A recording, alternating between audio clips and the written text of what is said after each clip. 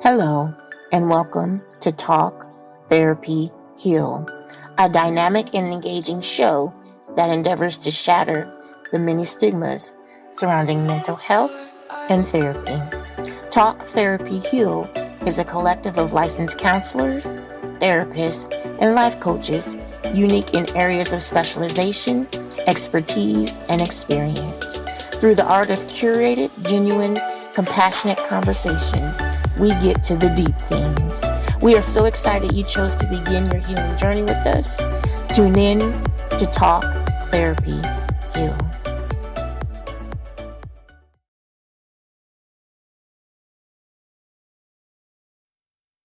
Hello, and welcome back to Talk, Therapy, Heal. Y'all, you are in for a special treat tonight. We're going to hit part 2 of the emotional states of America. Dig in with us on this evening. Yes. Okay, so part two. Part two. Let's get it. What we talking about? What we talking about? Well, one of the things I wanted to bring up, and I know you're going to break it down.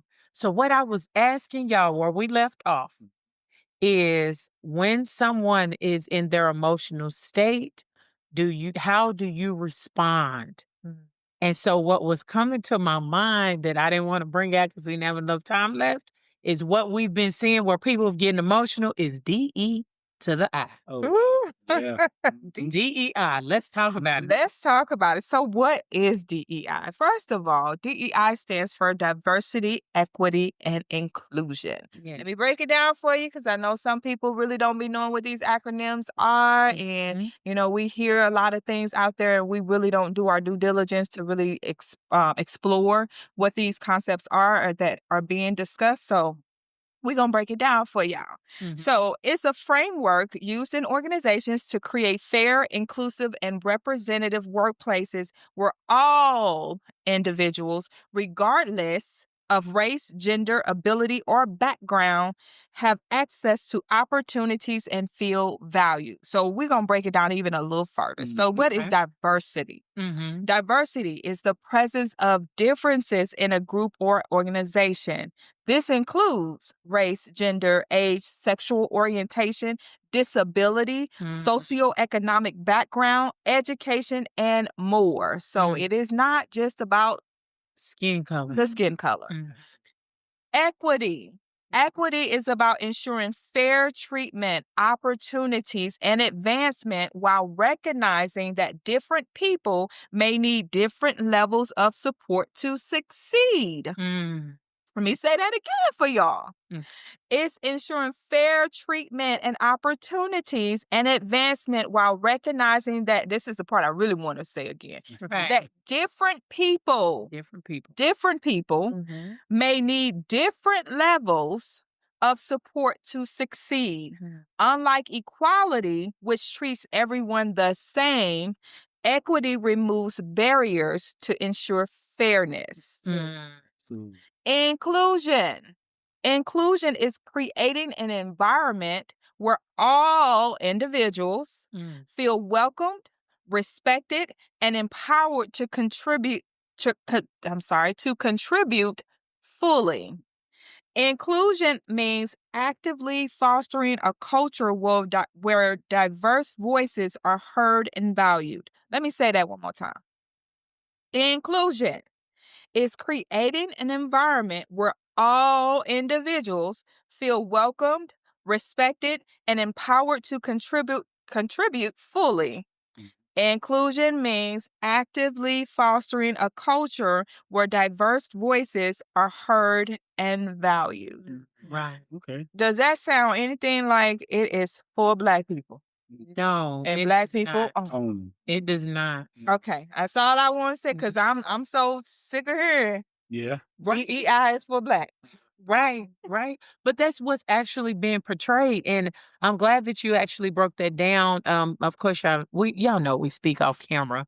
We have good discussion off camera, so we have to hurry up and get back on.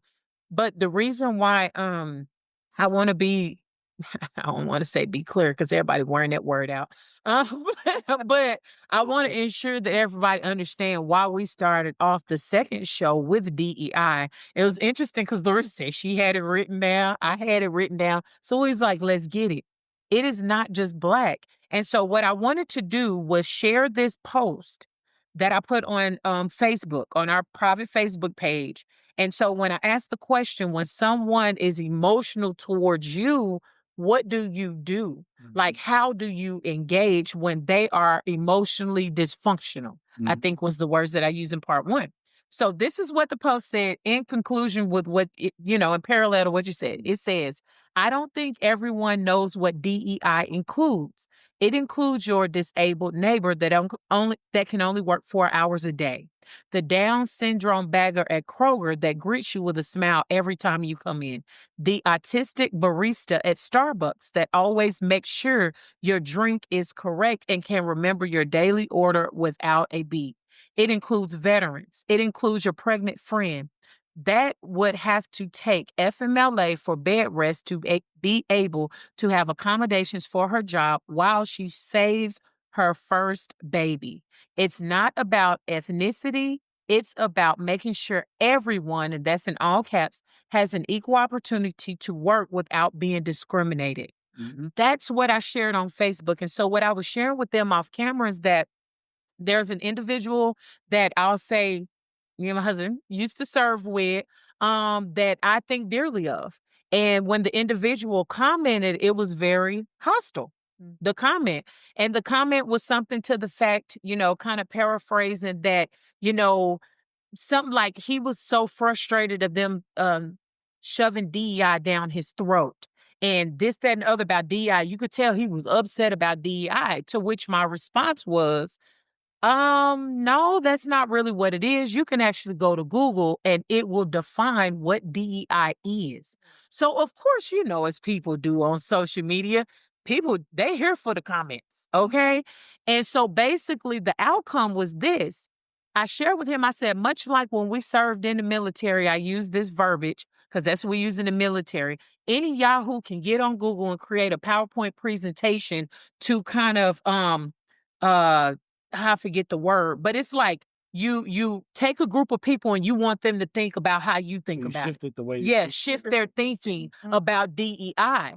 And so I said, I am a mental health professional and I would never post anything that will bring harm to someone else. I don't believe in that. To which I said, I would love to be able to see a copy of what you were taught, because that's not what DEI is. And so I said, by the way, how is your family doing? It's been a while since and shifted the conversation back to something positive. Keep that in mind. Absolutely. And so he responded back, and that's when he explained that whomever was teaching him this at his job was saying that DEI was transgender. So it wasn't even race. It wasn't even about Black. It was about transgender. And then he responded about family and things like that.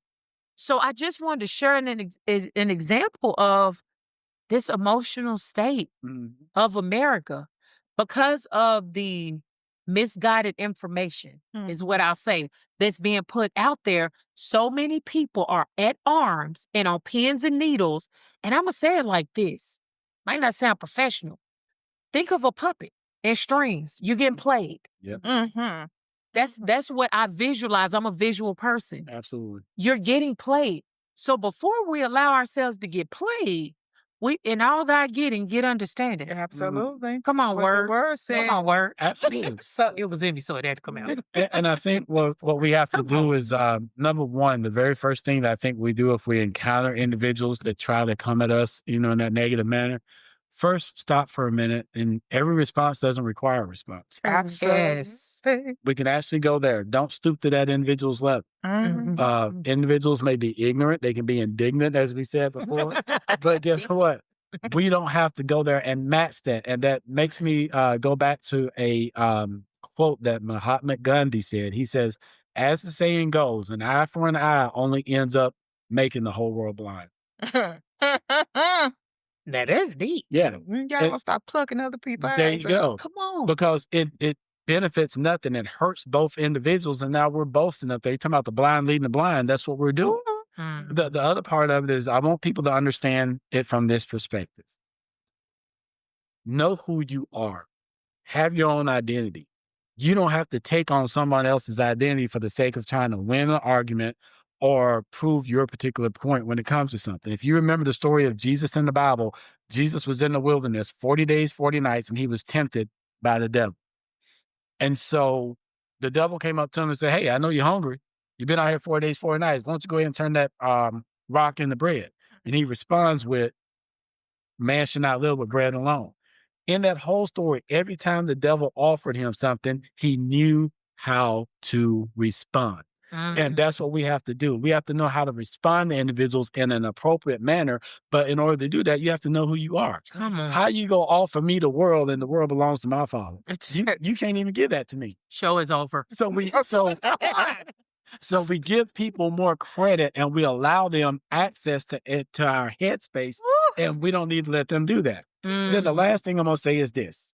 That ain't the last thing you It ain't. In the moment. So, You have to understand that you can't let an individual think that they're greater than you. You have to recognize once again who you are. So understand this. I'm gonna go back from a biblical standpoint. The devil was actually in heaven as Lucifer. He was a beautiful being. He was. Now, let's go to the Garden of Eden. There's 3 people that's there. There's God, there's Adam, and there's Eve. The devil comes in. Who does he talk to? Eve. You can't talk to someone that's not your equal. Think about it. He can't go to God and bamboozle him about the tree in the midst of the garden because God created all of that. That's not his equal. He can't go to Adam because Adam, has a relationship with God. He is in his own image. So I got to go to somebody that is lower than me in order to be able to try to bamboozle you. And so it's not a knock against women at all. It's just the fact that these 2 things, these are 3 men, God, the devil, and Adam. They all have commonalities. The serpent. They all have commonalities, but when Eve is the only one that's different. So sometimes people will come at you because you look different. Just because you're different don't mean you're stupid. I shouldn't have said that out loud, but I did. I mean, let it be said. Okay. What you got, Larisha? Oh, okay. What you got? No, you got something. What you got? I'm just thinking about the point of identity. Come on. Yeah. It's so important. Yeah. That you know yourself, right? So earlier you spoke about misinformation. If you don't know yourself, you're being told all sorts of things. Oh, man. I mean, and then you could believe that stuff. Absolutely. Absolutely. It becomes your truth. But What does they say? If you don't stand for something, you'll fall for anything. Yeah. I'm still grazing on that. I know it's a lot. It's meaty. That is very meaty. Identity is everything. You are absolutely right. I feel you. I feel that there's this connection with you have to know who you are. Right. And I teach this all the time to my clients. It's like, if you know who you are, no one else can define you. No one else can tell you this is who you are. You define yourself. So if I define me and you come at me all ignorant and indignant and stupid. Come on. Stupid, with information, I don't have to receive it. Right. Because it doesn't line up. Like you said, even with Adam and God and the serpent, it doesn't line up with who I am. Right. Like, I know who I am, so you can't come and tell me foolishness. Right. You can't come and say that the sky is falling and I'm standing right outside and I see that it's intact. Right. But for so many of us, they will say the sky is falling and people are running and scattering.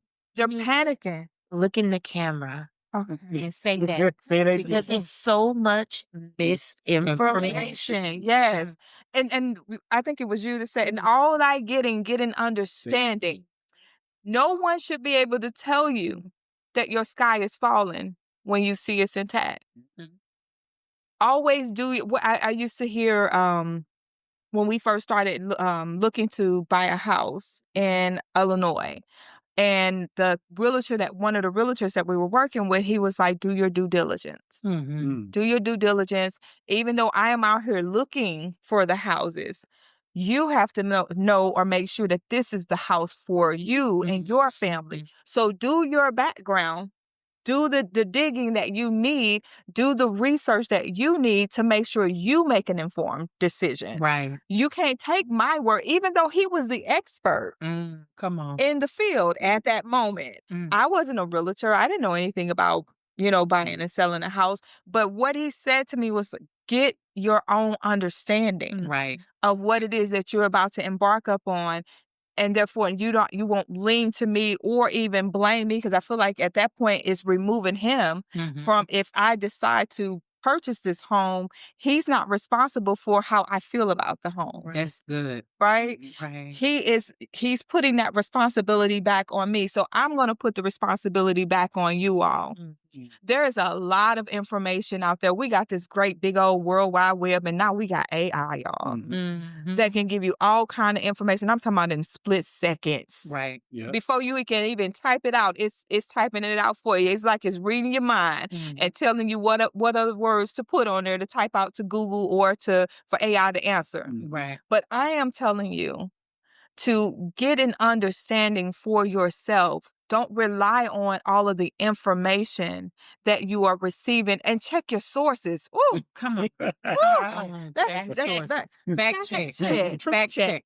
Oh my God, truth check. Yes, truth check. Because there's so many people, like you said earlier, that any Yahoo can go on Google and put together a presentation. And just because they did that doesn't mean that their information is true and right. Make sure you get an understanding for yourself. This is one thing and I'm going to be quiet for a second after this. When I first really got into church and was going to church and listening to the word and listening to the pastors preach and things like that, I used to rely heavily on the pastors to lead me in my understanding of the word. And when I started creating or cultivating my relationship with God, what I kept hearing God says, get an understanding for yourself. Get an understanding for yourself. Because when you come to stand before me, you can't say, well, Bishop so-and-so said, or Pastor so-and-so said to do this. No, what does my word say? So I had to get an understanding for myself in the word. And when I questioned what I was reading, I dug even deeper. Concordances, I put it up against different versions of the Bible, all of the things, because I could not rely just on man to say, this is what God is saying. And then the biggest key to that was I had to have that relationship with God. You know, the thing that gets me is to the point of what you were saying, and while we were talking about misinformation, I believe that is why the emotional state in America is so high. But what get me is this. I'm a speak real truth and facts. I remember on the news, and I even fact checked the news. So if you're a newscaster, whatever, sorry, boo, but I'm going to get some receipts to make sure that's valid.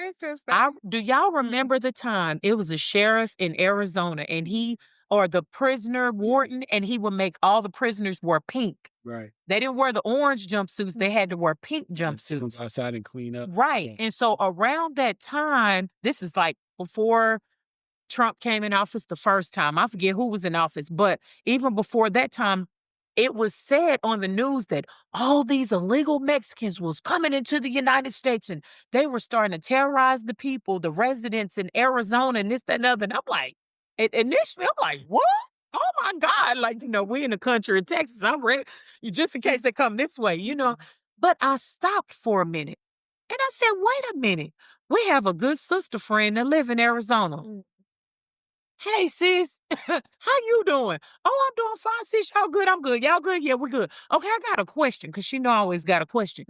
Is the Mexicans coming across the border terrorizing y'all as Arizona residents? She said, girl, what are you talking about? I said, what the news said. She said, no. And let me tell you what she said.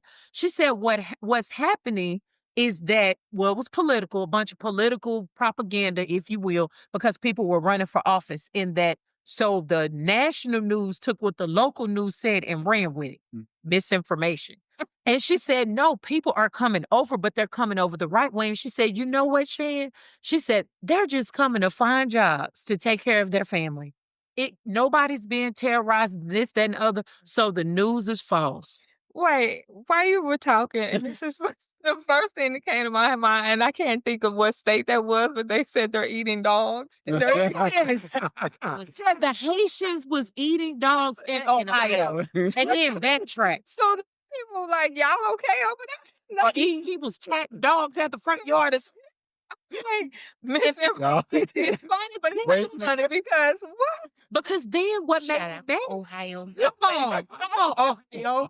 But what made me mad is then you had ignorant people that was believing the misinformation because they don't know who they are to gain truth and understanding, and they start going after the Haitian people. Absolutely, yeah. How dangerous is misinformation? Oh my God, very dangerous. And once again, that goes back to your identity, who you're listening to. Now, I come up with crazy stuff. Y'all go with me on this. Oh, Lord. Look. You know, be careful who you're listening to because messages, of course, get misconstrued in communication. Yes. But sometimes people do it on purpose. So ask yourself the question, what type of bird are you? Are you a mockingbird, a parrot, a buzzard, or an eagle? Oh, so I'm here for it. So a mockingbird. Mockingbird is the state bird of Texas. It is gray, it's white, fairly small. But what it does is it mocks other birds. It's only saying what it hears from the other birds. Are you that parrot? A parrot only knows one line. Polly want a cracker? Here comes it. You're only going to say the one thing that you were taught, and that doesn't necessarily have to be true. The third part, you're a buzzard. Do you only show up when death is imminent? Oh, come on, buzzard. And then the fifth thing is the eagle. It is a symbol of pride. It has strength. They that wait on the Lord. What are you when it comes to your identity? Yeah. How far are you going to sail? Are you going to stoop low like a buzzard and just eat everything because you brought the death that was there? So when we talk about the state of the emotional state of America, some of these emotions that people are running with is because you identify with one of these birds. I identify as eagle. There you go. I be an eagle. There you go. Like that. What Kenya? Where did we get fly above the chaos? There you go. an eagle There flies you go. above? So, sir, question for you. Yes, ma'am. Where'd that come from? I sit back and I think a lot at work when I'm doing notes and things of that nature. Okay. And I'm always trying to think of something innovative that people can relate to. Yeah. You know, we can talk a lot of theoretical orientations and things, but sometimes when you're listening to individuals and what's going on in their lives, you can just think back to nature. There's a lot of stuff out there that we learn from nature. And this is a way that I'm able to get my point across so people can recognize the issues that they're having in their life. Oh, okay. Yeah. All right. So the bottom line is we got to get wisdom. We got to get understanding. Yeah. Know who you are. Know who we are. Yeah. Right. Absolutely. Yeah. So how is all of this related then to DEI? How are we connecting all this? I know we're talking about identity. Right. Right. There's a lot of, I feel like, identity pieces in DEI. Absolutely. So how, in your mind, how would you connect that, or how are you connecting that? Because much like what the mockingbird, the parrot, and the buzzard are doing, you're trying to tell me something that I know I'm not. I only got this job because I'm Black. I only got this job because I'm a woman. I only got this job because of this. I got this job because of who I am. I came in, I put my resume together, I did the interview, they liked me, they hired me based off of what they saw, not because of what you think I am. See, oh, Jesus. This is what gets me about people and their way of thinking, especially when it comes to DEI. To me, it's a scapegoat because you're not happy where you're at. Come on, sir. Or you think that because a person is on that same level, you should be higher than that. So now you got to come up for an excuse as to why they're up here and you're not. Come on. Oh, but that making it make sense for you at the level which you think. Absolutely. Absolutely. And I had an individual that did this to me a number of years ago. I went and did a briefing, and this individual was an officer in the United States Army. And he walked up to me and said, "Hey, are you the suicide prevention guy?" And I said, "Yes, I am." He said, "Well, you're pretty young. how'd you get that job? I said, you look pretty young. How'd you get that rank? Sometimes you got to know how to answer. So my age should have nothing to do with my job. It's the fact that I presented myself in a certain way on a resume. I went and answered the questions in the interview, and they was like, well, maybe this is the guy we want to hire. Right. And in a lot of cases, we also have to understand this.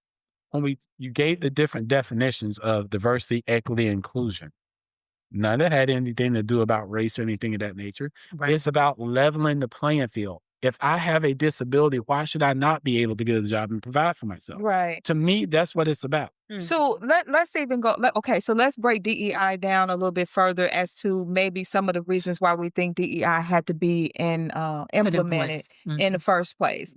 Because I feel like, especially for women, for people of color, for people with disabilities, the workforce, if you will, was dominated by white males. Absolutely. And so no one was ever deemed qualified, right, to even be seen for an interview. So that had to be broken. It's a shame that they had to put a name to it in order for something to change. It should have just changed, period. But something had to be enforced. Like they had to be forced to accept other people in. Otherwise, it would have remained what it was. So, I mean, that's my understanding of possibly why it was implemented. I want to say, wasn't it a different name for it before? I think it became DEI. So people are all up in arms about the name, and it's a policy that has been in place for forever anyway. But like they said, DEI went away. It's just going to be another name change. That's all that's going to happen. It's going to still have the same things. It's going to just have another name. But what do you all think? Like, talking about that, I feel like I said, part of the reason was because it needed to break up what we were seeing in the workforce so other people had an opportunity to work. What are y'all thoughts on that? Yeah, I would agree. Go ahead. Simply put, barriers and biases. B&B. B&B.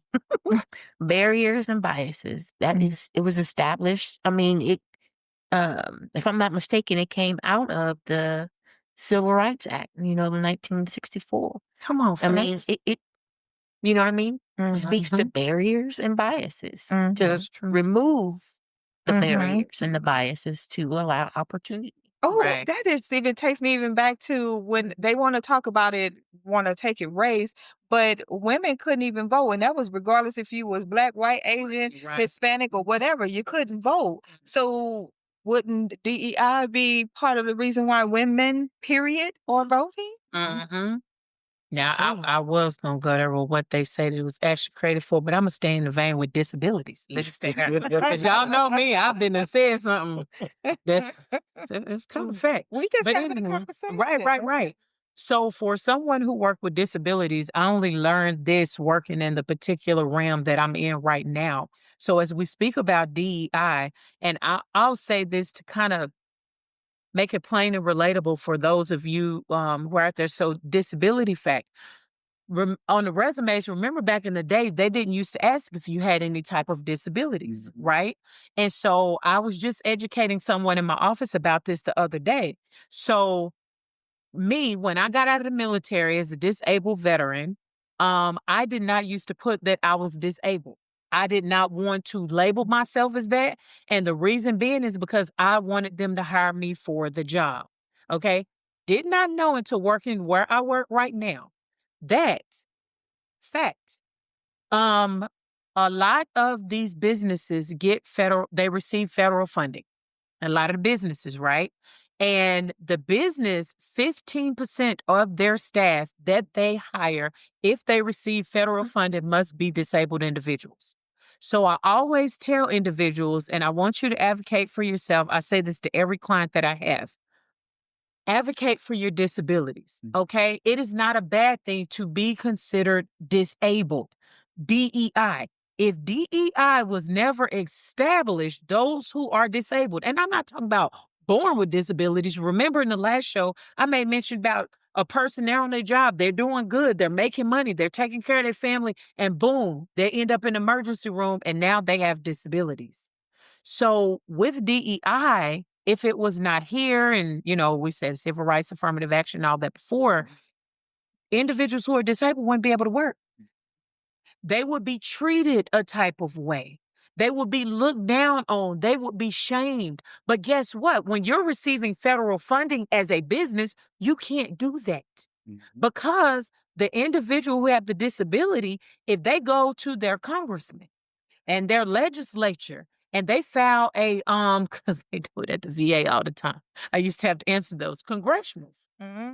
They file a congressional. Guess what? When Congress come and investigate, oh, baby, you better make sure every I is dotted and every T is crossed because they are bringing the fire, okay? So for people to take it to race because of your lack of ignorance and you're regurgitating what you are hearing, DEI affects so many more. It's not just race and now transgender. Because that's the other bandwagon that they jump. The transgender people. What?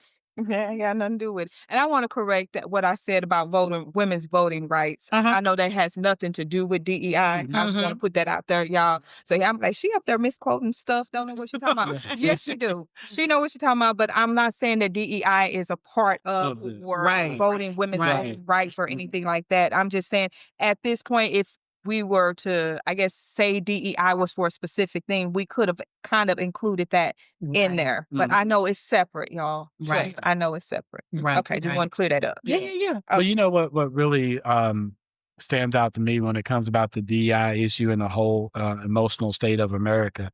For me, it's the audacity of certain individuals to look down upon another individual that may be less fortunate than they are.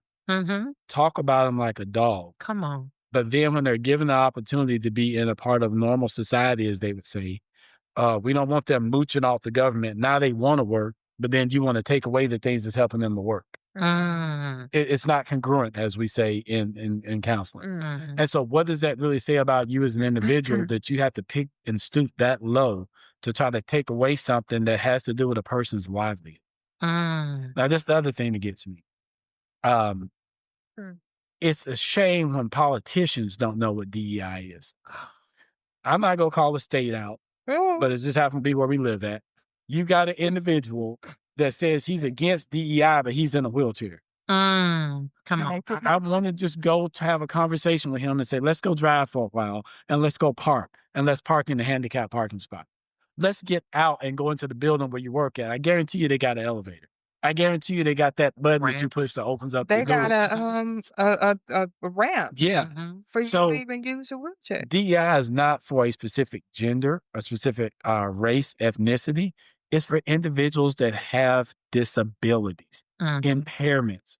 And when you look up the word disabled, it means impaired or limited by a physical, mental, cognitive, or developmental condition. It can also be something where a person is incapacitated by illness or injury. See, in other words, what most individuals that I believe, this is just my mindset, the way that they think about DEI is the way they used to think about horses. If they break their leg, just shoot them because they ain't worth anything no more. Wow.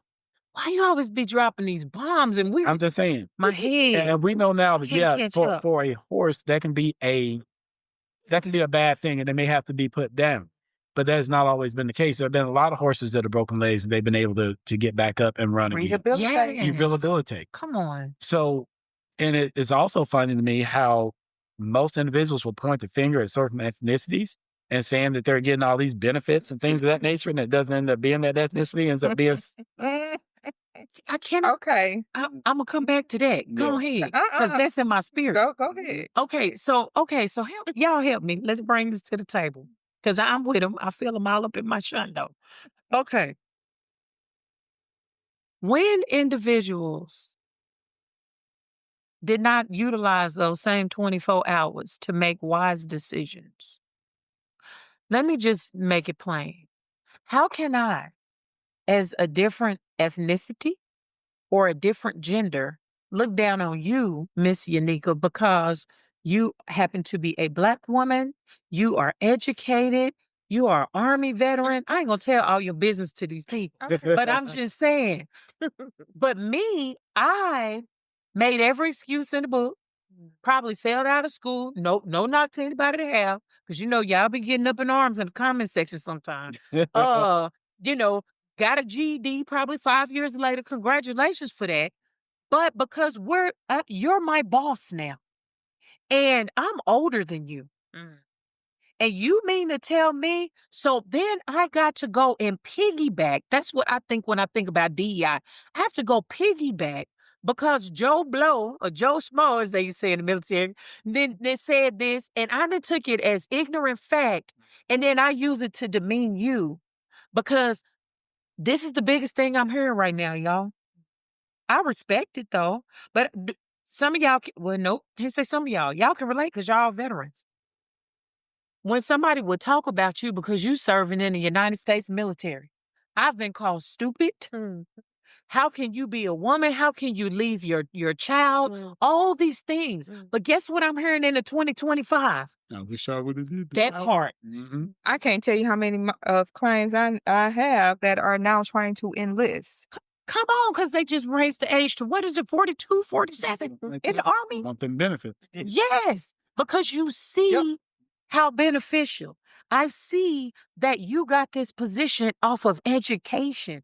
But see, what gets me about all this with emotional states of America is it's like back in the day, I remember my grandparents and uncles and all that stuff, they would sit down and have conversations. They would talk to Miss Larisha, who ran the corner store. You know what I'm saying? Now no one does that. They just judge and assume. Yep. And because I don't know enough about you and you show living pretty over there, Miss Larisha, then I got to take shots. And then I got to go follow some political rhetoric to take digs at you because I'm not where you are. And that's basically what that is. And I don't know my identity. Really? That's the emotional state of America right now. Of course. And, it's really easy for people to pick something out about somebody else and try to, what's the word I want to use? They try to capitalize on it. I call that bullying. Come on. I'm just saying. And it's happened to so many people for so long. And this is one thing I always say when it comes to bullies. What got you in that position? What makes you have to go and try to potentially pick on someone else? Is it to make yourself feel bigger because you're less than, you're inadequate in a certain area? So you find an inadequacy about somebody else and that makes you feel better about talking about somebody. So I think in this emotional state of America that we're in, we have to ask ourselves the question, where are the bullies really at? Because a lot of individuals are doing it from their position, but they have to understand it's an identity thing. As Nikki always says, your position should not define you. Wow. That's just the place that you happen to be at that particular time. That's it. What defines you is how you decide to live, how you decide to love, the legacy that you try to leave behind for your family, your children, your community. That is the definition to me of an individual that is trying to do the right thing, not an individual that is trying to tear somebody else down because they're trying to pull themselves up the best way they can. Wow. Ooh. Wow. And that's that point when Rachel would say, Sauce. Right. Let's think about this. Yeah. Yes. Wow. If you have never taken the time to truly understand who you are, now is the best time. As good a time as any to truly get with yourself and find out exactly who you are, because you are not DEI. You are not any of these other initiatives or programs or whatever. You're not defined by that. You're defined by who God says you are. Right. And he said, you're fearfully and wonderfully made. Absolutely. That's the best part, right? Absolutely. Fearfully and wonderfully made. So if I am to be fearfully and wonderfully made, I cannot be defined by all of the things that people are saying or all of the things that are floating around out here. that doesn't penetrate me at all. Right. It shouldn't Absolutely. penetrate at all. It's true. So, I'll just go with that DSM-5 here for a moment. Okay. That emotional state of America. There are so many diagnoses within that DSM-5 that we can slap on America right now. Whoa. We can say you're bipolar. Come on. If you want to go with 1 or 2, I think we've had a 7-day manic phase.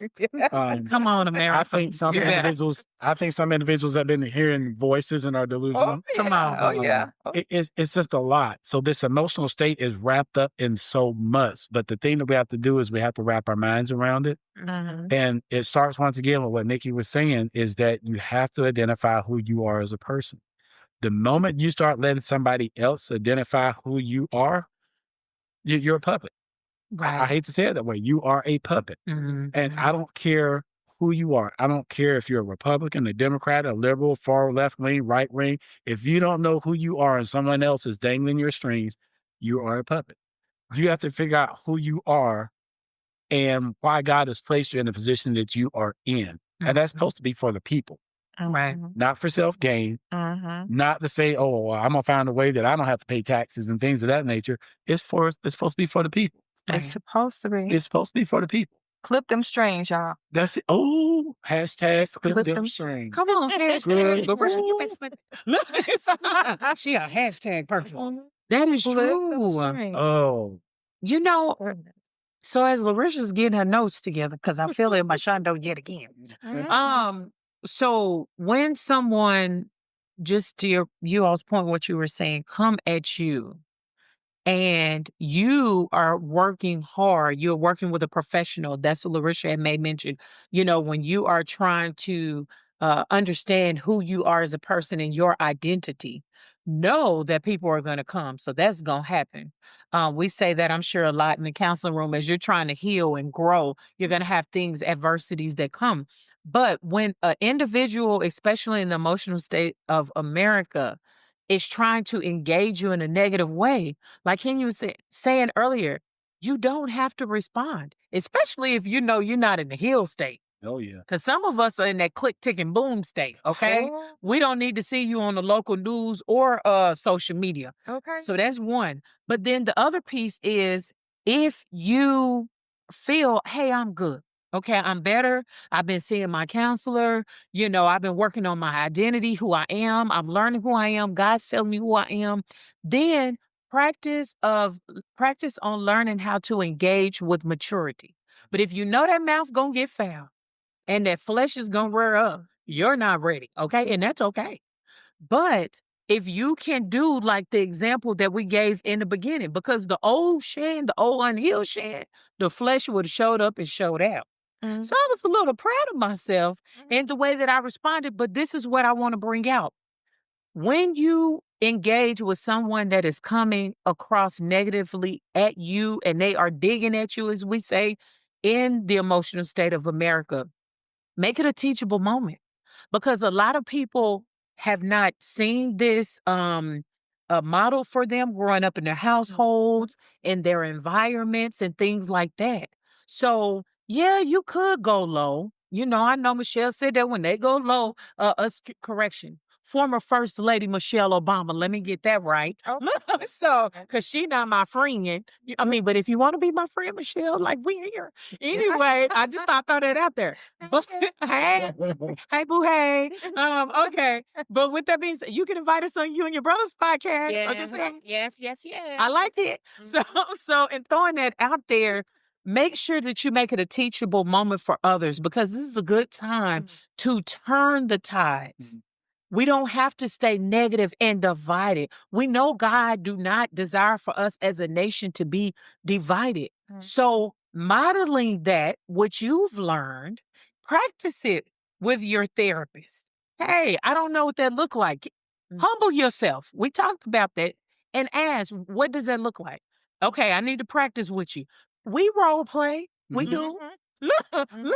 We role play. And if all else fails, I would say seek the Holy Spirit on how to respond to certain things. If you have no idea what to do or how to respond, you don't have that quick comeback in the educating or teachable moment type of thing, and you are prone to what you call Quick, ticking, boom. quick ticking and booming, then ask the Holy Spirit to give you a response. How do you want me to respond in this situation? Because I promise y'all, Holy Spirit be talking. Yeah. Right. He be talking. We gotta But listen. You know, one thing that I do with some of my clients, and they come to me because of issues in the workplace with individuals. And one of the classes that we teaches us how to deal with conflict and difficult people. Mm-hmm. And one of the things that you can do is, in talking in that conversation, find out what the common interest is. Yeah. So if we're having a conversation and maybe it's about politics, then, okay, look, you voted for one side, I voted for the other side. There's nothing we can do to change that. You have a belief, I have a belief. But what's the common interest? The common interest should be maybe we just both want what's best for the country. Right. So if we can find the commonality, the common interest, now we have something that we can work towards, because otherwise than that, we're still staying separated. If two people are stuck in the wilderness, they're both lost. That's the common interest. The other common interest is they both want to be found. Now, how are we going to work together in order to do that? You can't go that way and I go that way, because technically we still lost. You may get found, but I'm still lost out there. So now what do we have to do? Work together. Yeah. That takes communication. That takes understanding who you are, identifying your strengths and your weaknesses, and then just saying, let's come up with a plan so maybe we both get a little piece of the pie. See, in America, we've been told the proverbial lie is that everything has to be a win-win situation. And it's not going to always be that way, Right. as long as people get a piece of the pie. And that is why we have DEI. It's not about saying these people have to be here and these people have to be here. It's to say, can everybody that we're trying to help get a piece of the pie to support themselves, to pay their bills, to try to get an education, to try to make a life for themselves and live what they so-called call the American dream. Wow. But what individuals want to do is say, well, here's the pie. You go for it. And then every time you clear one hurdle, then they want to move it out there. Come on, the goalposts. Oh, Yes, They keep moving it down. Because the ritual was gonna say what you was gonna Yeah. Oh, what? Oh, No, okay. it's okay. It's okay. Y'all good. I'm just trying to formulate it all in my head. All right. All right. Well, I think too, it goes back to, because you asked the question at the top of this episode, how do we respond? I think it's a matter of us being able to regulate, you know what I mean, our emotions. You talked about conflict resolution. In conflict resolution, of course, two parties are present, and they're communicating about whatever the topic might be. And there may be two different views, two different feelings, two different emotions, you know what I mean, that are attached to it.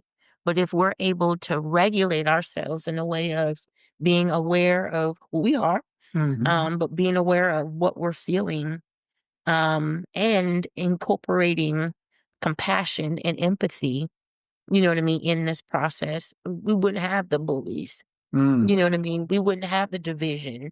We wouldn't have, you know what I mean, the chaos, you know what I mean, that we're in the midst of, you know what I mean, right now. But people are people. Right. Absolutely. You know what I mean? But you can regulate your emotions, you know what I mean, to the point to where you're able to have I'll call it a tempered, you know what I mean, response to the madness. What I'm hearing you both say, and that is really, it's about our tone, setting the tone right, creating a safe environment for it to be expressed, for us to express our differences, for us to be able to talk about the things that, what your experience were, and have an empathy to what my experience is. Not that you have to be in agreement, like you said. Right. We don't have to come and say we're gonna join together. But Kumbaya. right, Yeah. we're not about to kumbaya, but we're understanding one another. And when we understand one another and share the same goals and things like that, one thing that I wanted to I've written down or wanted to say was, every time I'm talking to clients about when they start a conversation with someone about anything, when you formulate your conversation, you always go in with a solution. Yeah. Instead of a problem. So we already know what the problem is, but what's the solution? What can we do to make this better? Like you said, for all of us. It's not just about making it good for one person. It's about making it good for all people. And I feel like that's what God wants for us anyway, as a whole, to come together and operate under the same vein. We all supposed to have the same blood flowing through our veins. He didn't say that there was a black blood, a white blood, a Haitian blood, a Asian blood. He didn't say anything. We all bleed red. Yeah. We all bleed red. Or, Right. well, brownish red. We want to be real. It's Yeah, we want to be technical about it. Right. But essentially, I get what I'm saying. Like, we all bleed the same thing. And I feel like that until we can really come together and understand that, we're going to always be at each other. We're going to constantly keep coming at each other. And most of the time, like we said at the beginning, is because of what's flowing from the head. Right. Absolutely. But see, this is the thing that came to my mind. As we're in an emotional state in America and we're allowing ourselves to be divided, this is not always the case, but think about this. I don't understand it is, but powers that be that mean you no good will create chaos. So while you're paying attention to whatever this is over here, they're doing this over here. Right. And then once you regulate your emotions, you calm down from whatever this is that's causing division, you find by the time you find out about what was done over here, it's too late. So when your emotions are dysregulated, you can't think clearly, you can't see clearly, and you can't react the way that you need to react. So think about that. Instead of thinking, because this is the biggest, let me just be honest, what I've learned. The biggest lie told in the United States of America that get people riled up is whoever they is. Mama used to always say, who is they? They are trying to take our stuff. They are trying to come after what we have. And then what do the first thing people do? They rallying up. They're not going to get my stuff. Who is they? Can we identify with that? And sometimes the powers will lie about who they is. And I always tell people this. If you are one who get emotionally, you find yourself, you identify that you are always emotionally dysregulated in your feelings. Come on now, all the time, okay? People got to walk around on eggshells around you.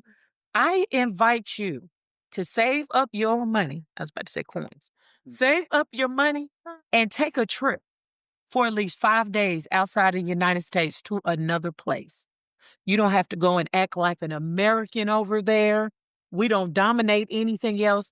Watch, observe, see how they move. See, and then I want you to think back of what we have been told about whatever said place is. You will come to find, and all of us at this table have been out of the United States.